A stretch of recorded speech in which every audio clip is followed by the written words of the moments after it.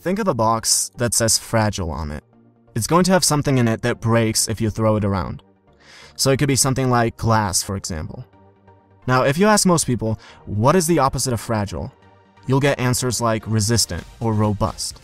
So something like a more solid piece of glass that doesn't break when it gets thrown around. But that's like saying that the opposite of negative is neutral.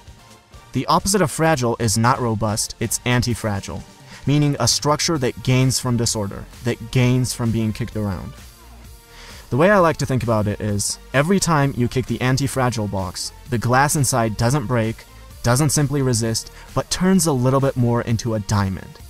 The more you kick it around, the stronger the diamond gets. My first 2 years at the Air Force Academy, I wasn't allowed to own a car. And the only way I could ever leave was if an upperclassman let me use their car. And I remember it would be the weekend and I would tell my friends, hey, let's borrow a car from someone and leave. And they'd say something like, everyone's already left. We can't get a car. No one who's here lends it out. And I went along with that for a while, but then I said, this is bullshit. I'm going to go around and knock on every single door and ask for a car.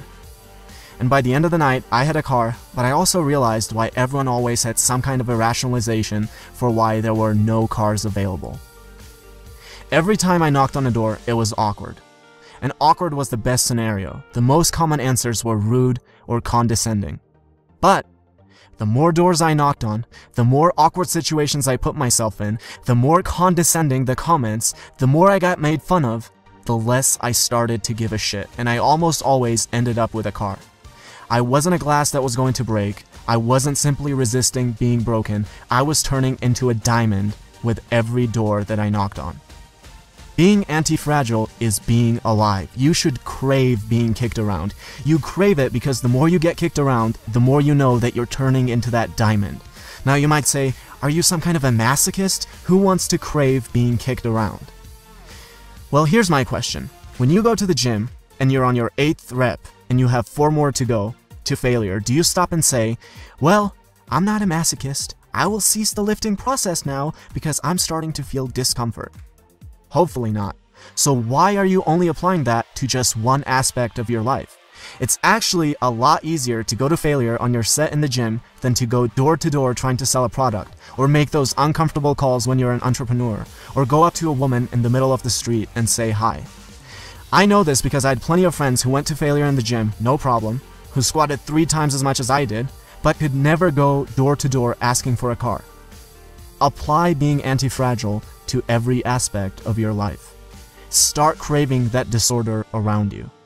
Getting 1,000 negative comments since I started this channel has been one of the best things that has ever happened to me. Literally one of the best things. I remember when I first started, I told myself, oh, I don't care about external feedback. That doesn't affect me. I'm completely detached from that. And then I started to receive that negativity, and sometimes it would get to me. It really would, even though I knew it shouldn't.